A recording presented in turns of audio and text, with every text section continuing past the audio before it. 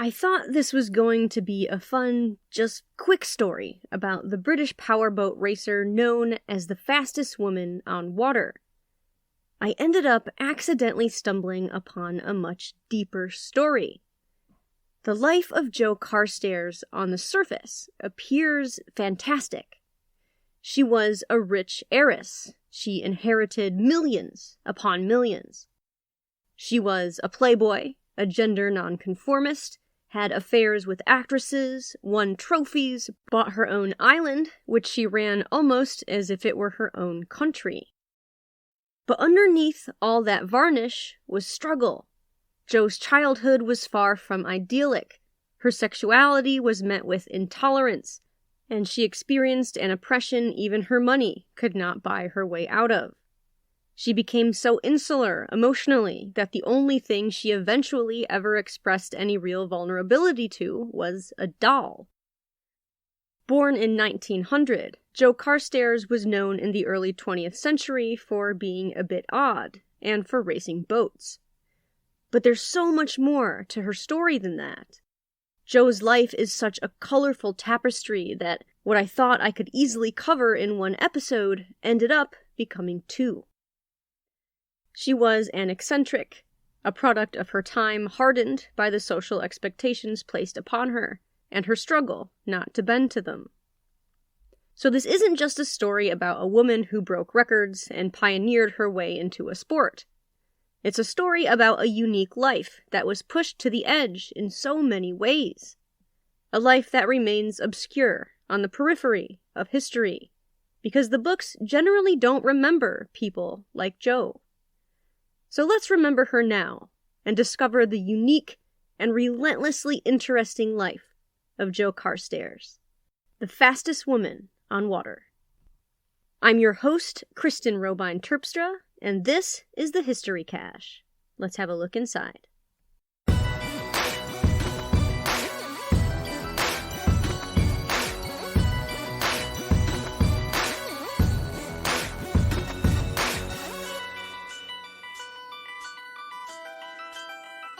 The primary source I used for this series was a book written by author and journalist Kate Summerscale called The Queen of Whale Cay. I couldn't have researched this thoroughly without Summerscale's biography. Originally, she found out about Joe Carstairs when she wrote Joe's obituary in 1993. After discovering old newspaper clippings about boat races and speed records, she became curious about who this person was. Then came upon some tapes Joe had made, talking about her life. Greatly intrigued, Summerscale interviewed surviving friends and family, then completed her biography in 1997. It's a good read, though it was written almost 30 years ago, so it has some verbiage that is a bit outdated now. Also, at least in my interpretation of the book, it seems like the author was pushing the angle that Joe wanted to be a boy. Not a man, but a boy specifically. To be a young, male Peter Pan kind of a boy. And without Joe around to tell us what she wanted, I don't know if we can make that assumption. Joe did say she was a lesbian and that she came out of the womb queer, so that we do know for sure. It's possible Summerscale was correct in her interpretation, and I have zero issues with how anyone identifies. I just don't think it's fair to make assumptions on Joe's behalf since she isn't here anymore to advocate for herself. Other than those issues I personally had with this book, it was a good read, and it came out at a time when most authors wouldn't even have touched a story about someone from the LGBTQIA+ community.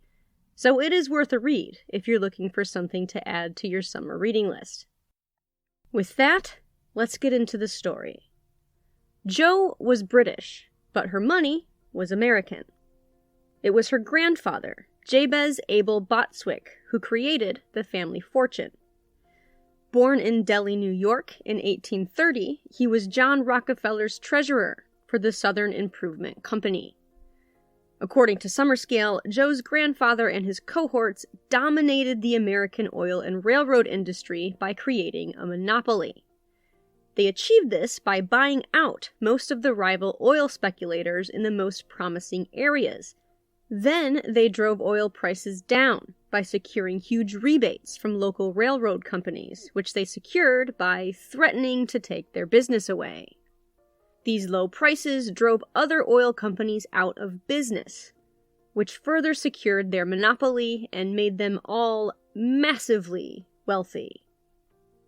Many saw this as a corrupt and underhanded way to make a fortune, and in 1897, the grand jury of Clarion County, Pennsylvania, brought an indictment for conspiracy against Rockefeller and Joe's grandfather Botswick, but it inevitably came to nothing.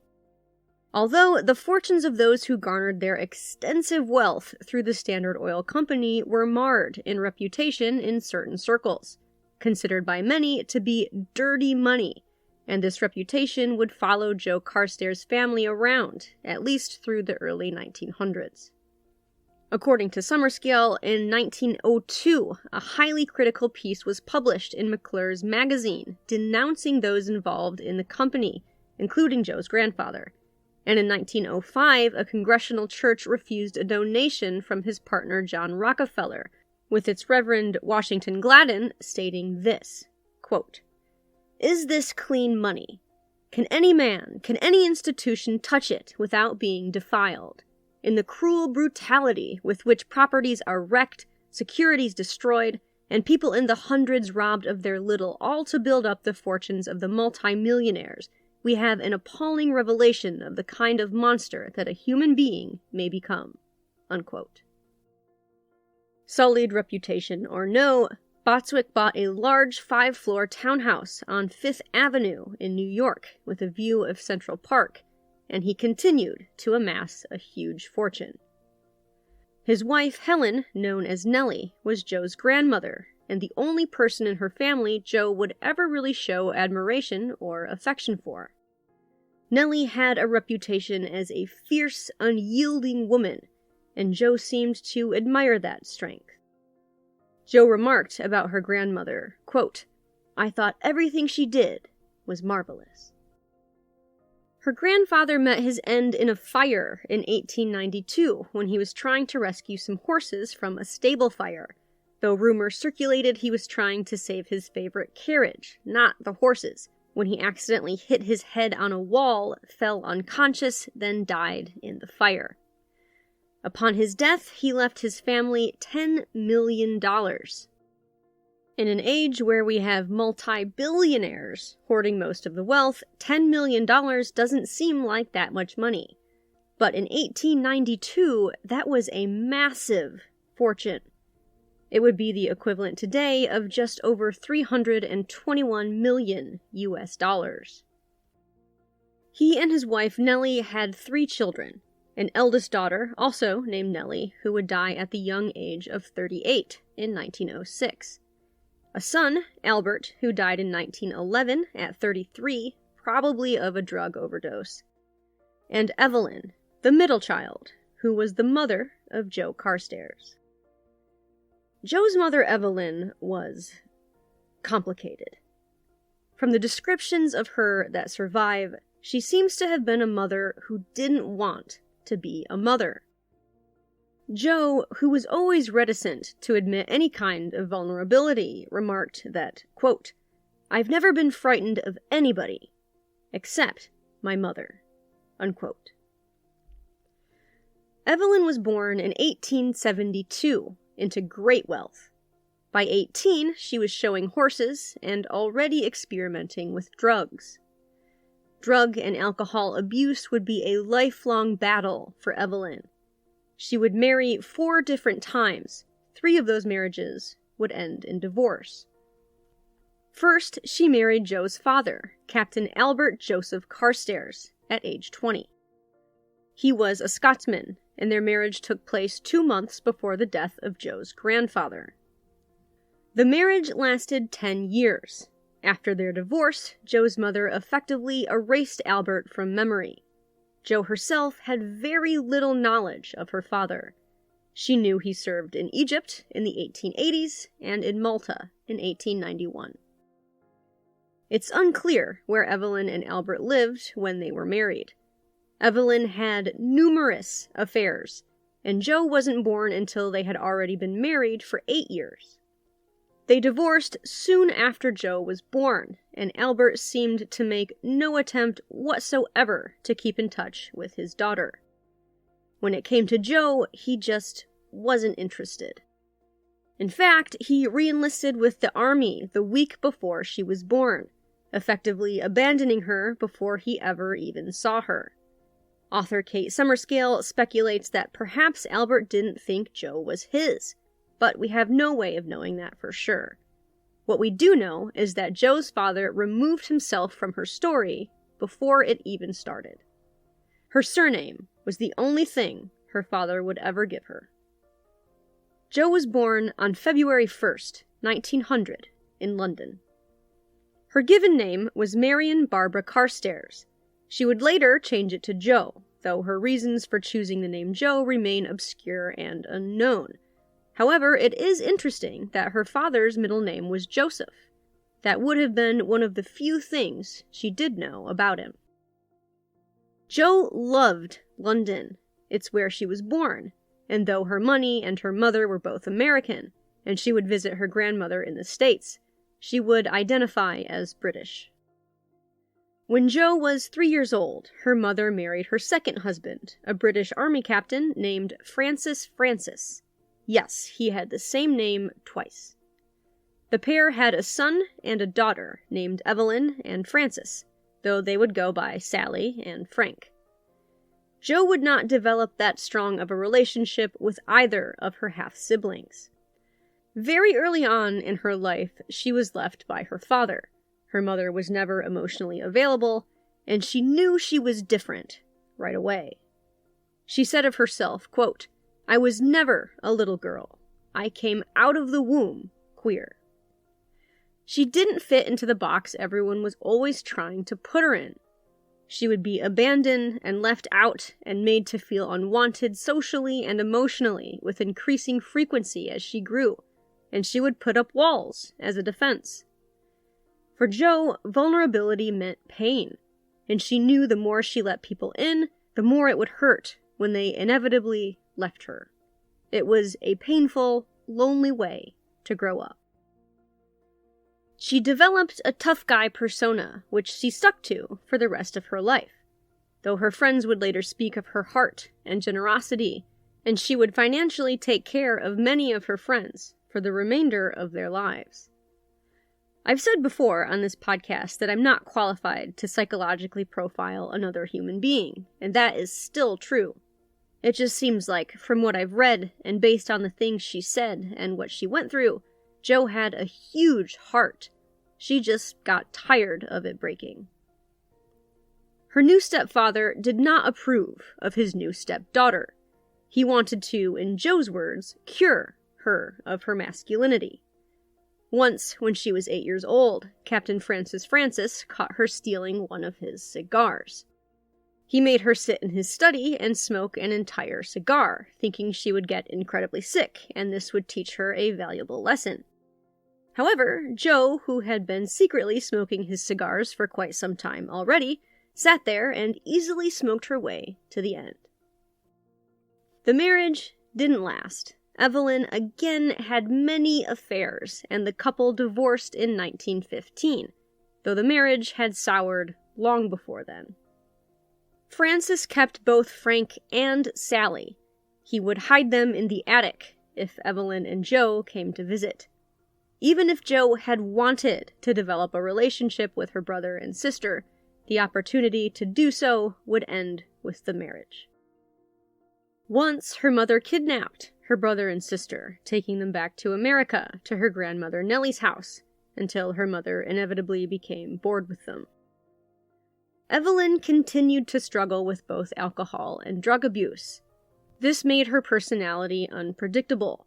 One minute she would be charming, the next terrifying, the next completely incoherent, the next glazed over and totally vacant. Joe had to live with this unpredictability from an early age. Her mother was emotionally abusive, and although she didn't seem to have much interest in Joe, she didn't want anyone else developing a relationship with her daughter. Once, she even fired a nanny because she felt she and Joe had developed too strong of a bond. In this way, she kept Joe emotionally isolated. And in a way, this isolation would stay with Joe her entire life. As an escape, Joe would sail on a small dinghy or small boat near Southampton.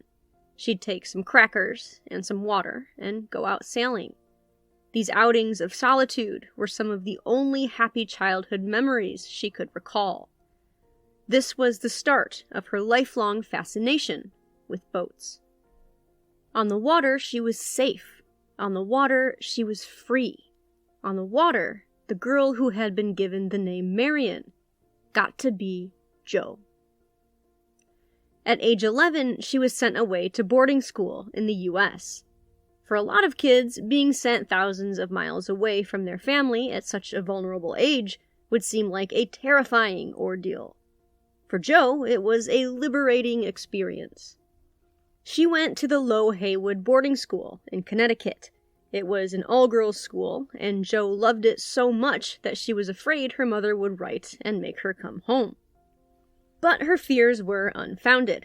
She only saw her mother once while she was in boarding school, and that was in 1915, when her mother married her third husband, the French Count Roger de Perigny. This was the only man her mother ever married that Joe adored. That's probably because this was the only man her mother married who didn't resent Joe for being herself. He treated her the way he would have treated a son, which was something Joe loved. He let her drive his race car, gave her cigars, and never made her feel like she was wrong for being who she was. He just let Joe be Joe. That was a rare validation for her. However, this was also the only man who would ever leave her mother. Both of them would have affairs, and this time he would leave her before she could leave him. Joe had grown to greatly admire Roger, someone who had given her the freedom to be herself, which must have felt like the greatest gift. Yet he, too, ended up leaving her. Sometimes Joe would stay with her grandmother Nellie, who still lived in New York. Nellie was the undisputed matriarch of the family, and when World War I hit, Joe begged her grandmother to let her go to war. Nellie used her influence to get the now 16-year-old Joe a job with the American Red Cross, driving ambulances in France. She arrived in Paris just before the U.S. joined the conflict. Her mother Evelyn was living in Paris at the time with a chihuahua, as she was between husbands. Joe rented an apartment with 4 other ambulance drivers. Paris was heavily shelled while Joe was there. She saw people bleeding in the streets, houses toppled, she pulled bodies out of wreckage, hauled soldiers, both dead and alive, in her ambulance, and saw the ugly, awful destruction left by the Great War. But for all the horror she would encounter, France would play an integral part in Joe's life journey. Paris is where Joe had her first sexual encounter. It's also where she had an affair with Dorothy Wilde. That's the niece of Oscar Wilde. According to Summerscale, Dorothy was the only member of Oscar Wilde's family to still bear his name after his death. The social backlash against him after he was imprisoned for homosexuality was so great, his 2 sons took their mother's name of Holland. Not Dorothy, though. She was proud of her uncle, and proud to bear his name. Though her affair with Joe would ultimately end, Joe greatly admired Dorothy, and she had a big impact upon the young Joe. Both Paris and Dorothy were part of Joe's coming-of-age story. In Paris, she would grow up a great deal and begin to blossom into her own person with a freedom she had never been given before. Joe never mentioned how she and Dorothy parted. Wilde was diagnosed with breast cancer later in 1939, and in 1941, at the age of 45, was found dead in a hotel room in London. The coroner, who labeled her a spinster, said he could not determine her cause of death, but it could have been related to either her cancer or to drug usage. Joe would lose a lot of people she loved to drugs. While Joe was in Paris, so was her mother, Evelyn. Evelyn was working as a laboratory assistant to the Russian surgeon Sergei Voronov. She was rich enough not to have to work, so this was something she was choosing to do. The two of them, Evelyn and Voronov, presented a paper in 1918 to the French Academy of Science, which was the first in a series of wild claims they would make about the healing properties of testicular pulp. That is exactly what it sounds like it is. The claims they made would be met with skepticism, and for good reason. They would all be proven false eventually. But Voronov and Joe's mother Evelyn would make unproven claims about their experiments for several years. In their 1918 paper, titled Intensive Acceleration of the Healing of Granulating Wounds by the Application of Testicular Pulp, they described how they put pulp from different ground-up glands onto animal wounds. They claimed the wounds that had testicular pulp applied to them healed much more quickly. This was untrue. Wounds don't heal faster when you put ground-up testicles into them. It's unclear if they knew they were incorrect, if they were unaware they were incorrect, or if they were misinterpreting their results somehow. But in any event, their experiments continued and became more intense. The two married in 1920, giving Evelyn a fourth husband and Voronov all the financial backing he could ever want to carry out his experiments.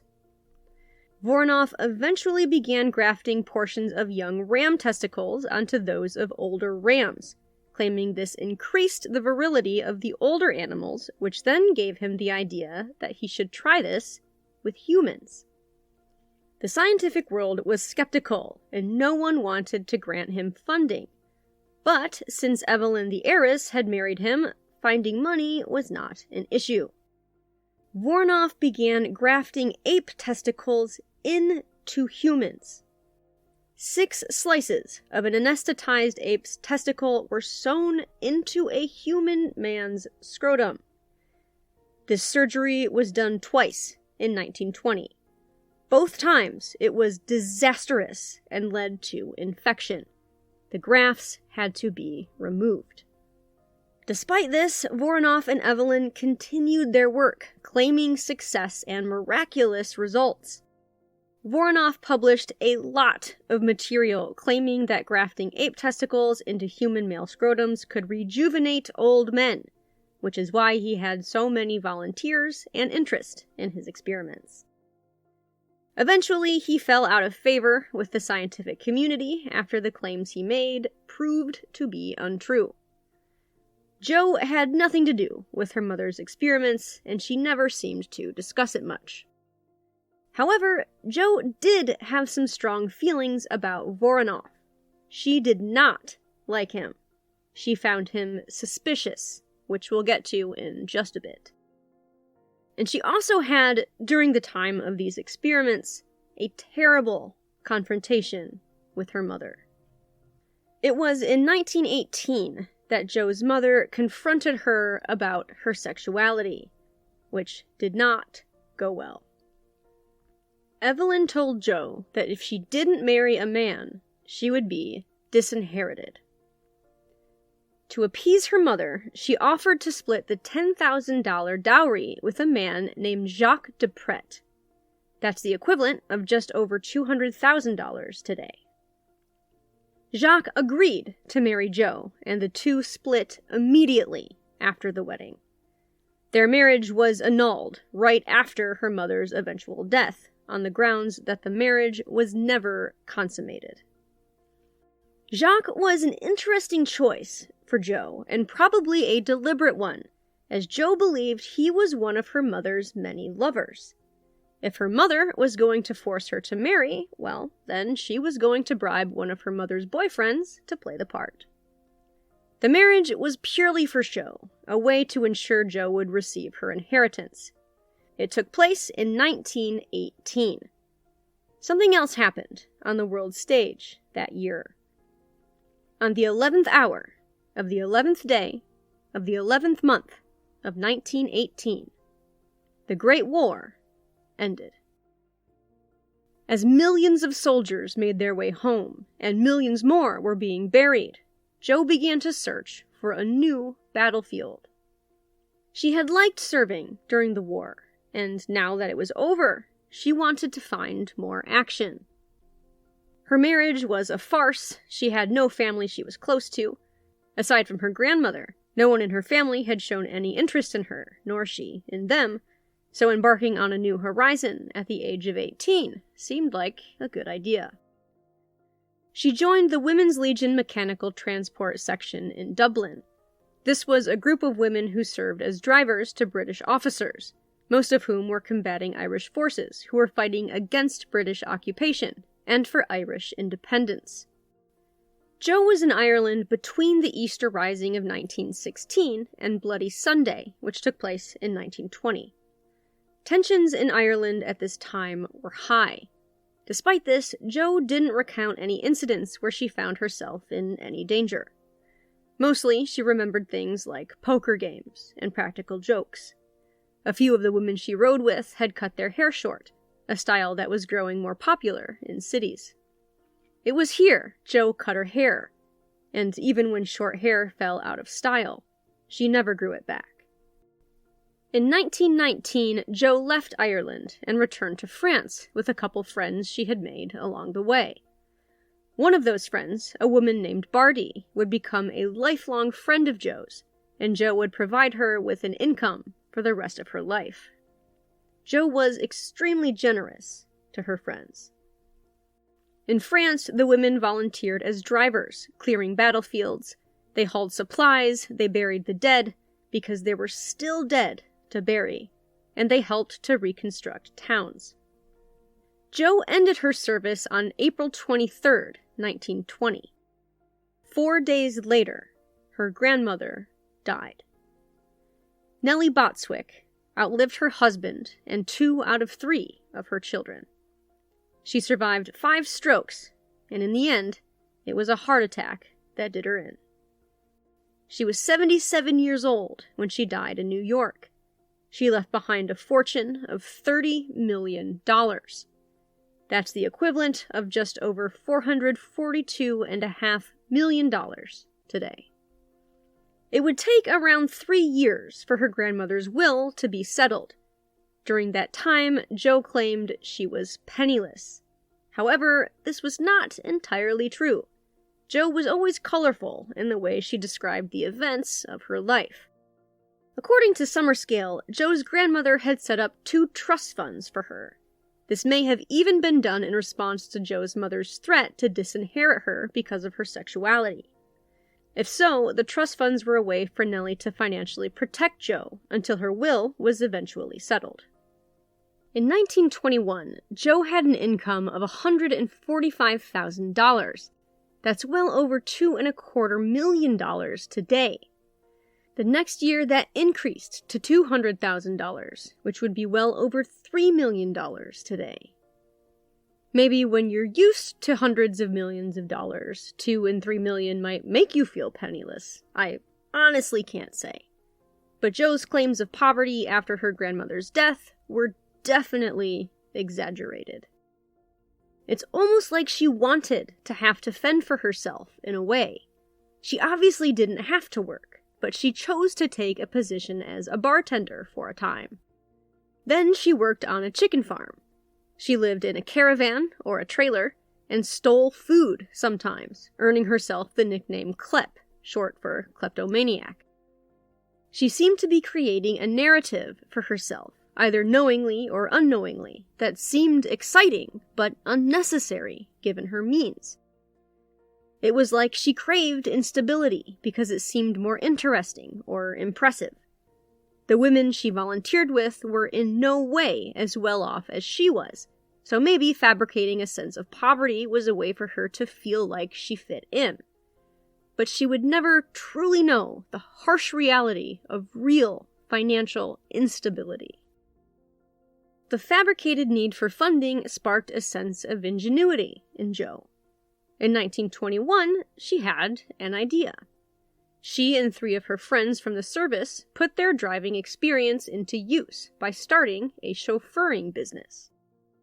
They called it the X-Garage, and it was a business owned and operated solely by women drivers and mechanics. These women had learned their skills in the war, and now they were putting them to use off the battlefield. They hauled fares in England and arranged driving tours of France, Belgium, Ireland, Wales, and Scotland. The business was successful, continued for several years, and the women employed enjoyed an independence that not all women in the early 20th century would get to experience.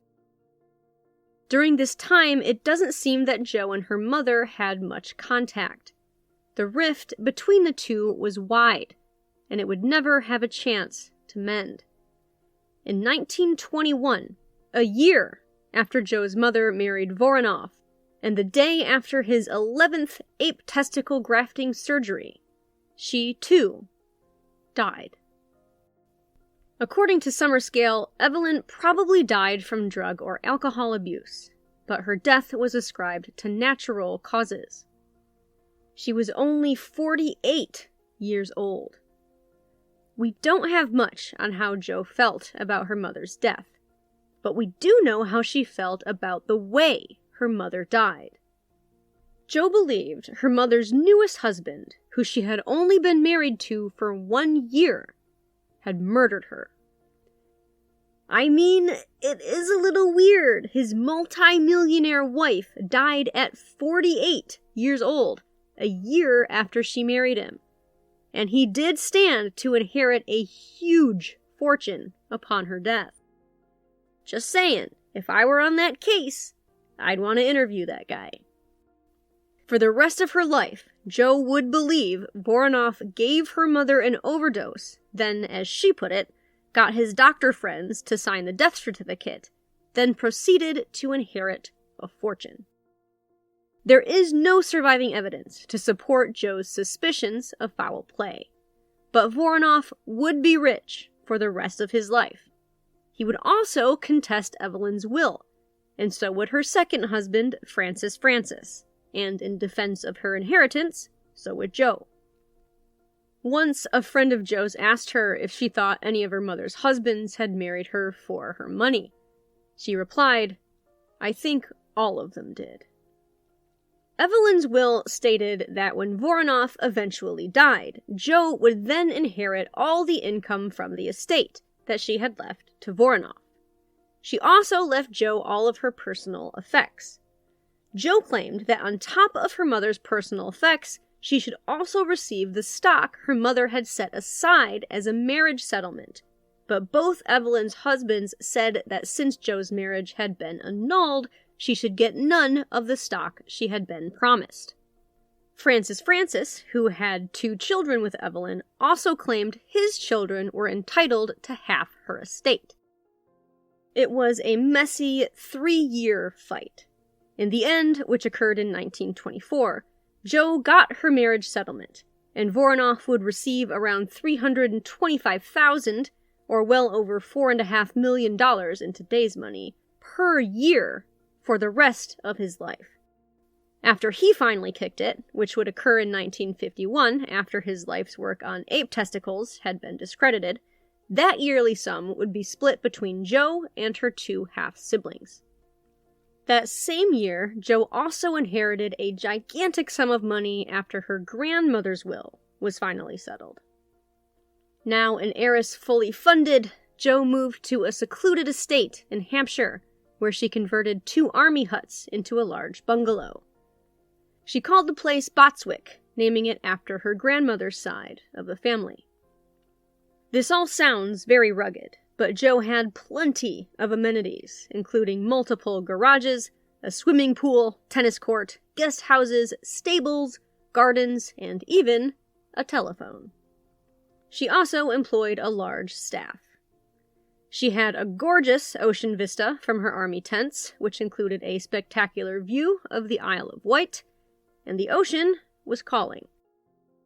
Joe was 24 now. She had energy, a ridiculous amount of money, and she knew she loved 2 things, the ocean and machines that went fast. So she decided to use her money to build the fastest motorboat the world had ever seen. A hydroplane, specifically. These boats, equipped with internal combustion engines, skimmed over the water at high speeds. Their sharp design, which allowed pressure from the water to propel them upwards, made them much faster than other boats, but also more dangerous.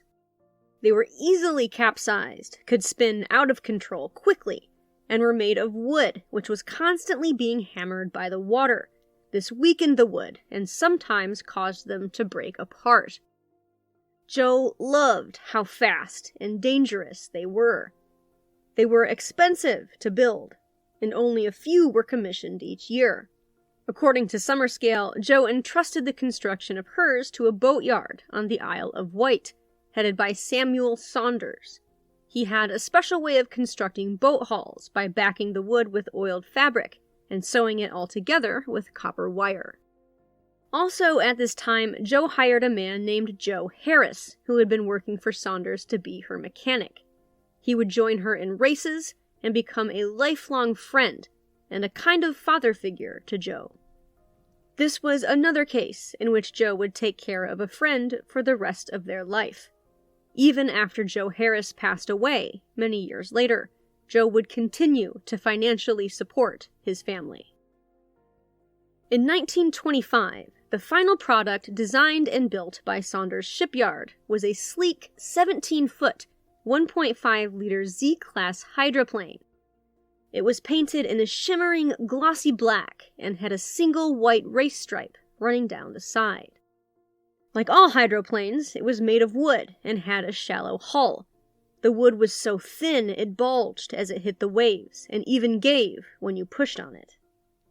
Saunders added dozens of pig bladders beneath the deck to give the boat extra buoyancy. Joe named her new hydroplane Gwen, after a former lover. And like the love she was named for, Gwen soon capsized. This expensive, state-of-the-art boat sank. But it was soon brought up again. Joe decided to rename it by reversing the letters in its name, thus rechristening it Noog. And Noog would make Joe kind of famous. Joe had survived her childhood. She had survived the war. She was continuing to survive in a world that didn't like the fact that people like her existed. Yet here she was. And she wouldn't just survive, head down, eyes averted, ashamed of herself. Joe would thrive. She would break the mold that had been cast for her, too small to fit her heart and spirit inside. And she would emerge a fierce, bold person, unafraid to be who she was in a world that was so caught up in trying to put things into boxes. She had been born Marion Barbara Carstairs, daughter of Evelyn and a father she never knew. Now she was Joe, and the world would soon know her as the fastest woman on water.